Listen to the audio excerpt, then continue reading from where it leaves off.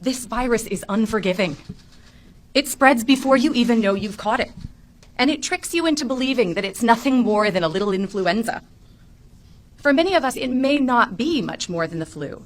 And so it can be very confusing as to why schools are closed, restaurants are shuttered, and now the virus is taking what's left of our precious liberty.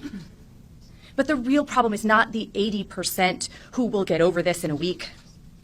It's the 20% of patients, the older, those that are immunocompromised, those that have other medical problems, who are going to need a bit more support, some oxygen, or maybe a ventilator, life support.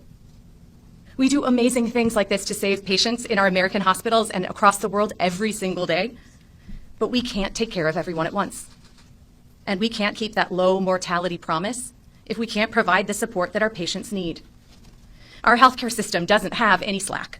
There are no empty wards waiting for patients or nurses waiting in the wings. We barely even have enough masks for the nurses that we have. Looking back to the last time we were limited tools and having a dangerous infection spread quickly was the beginning of the 1918 pandemic.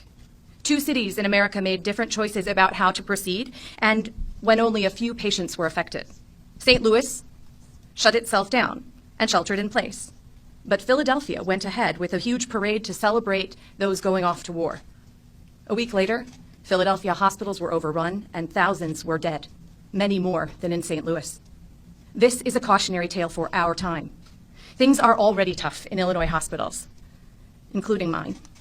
There's no vaccine or readily available antiviral to help stem the tide. All we have to slow the spread is distance, social distance. And if we let every single patient with this infection infect 3 more people, and then each of them infect 2 or 3 more people, there won't be a hospital bed when my mother can't breathe very well, or when yours is coughing too much. How can soccer or book club be so dangerous? Why ask so much of people for just a few hundred cases? Because it's the only way to save those lives. And now is the time, because the numbers you see today in the news are the people that got sick a week ago. And there are still people today who got sick today who haven't even noticed that they've been sick yet. They picked up the virus, and it will take a week to see that show in our numbers. Waiting for hospitals to be overwhelmed will leave the following week's patients with nowhere to go. In short, without taking drastic measures, the healthy and optimistic among us will doom the vulnerable. We have to fight this fire before it grows too high. These extreme restrictions may seem, in the end, a little anticlimactic, because it's really hard to feel like you're saving the world when you're watching Netflix from your couch. But if we do this right, nothing happens. Yeah. A successful shelter in place means that you're going to feel like it was all for nothing. And you'd be right, because nothing means that nothing happened to your family. And that's what we're going for here. Even starting now, we can't stop the cases from coming fast and furious, at least for the next couple of weeks and in the short term. But with a real commitment to sheltering in place and a whole lot of patience, we can help protect our critical workers who need to use public transportation in order to safely get from where they need to go. We can give our factories time to ramp up production of all that PPE so that we have enough masks to last.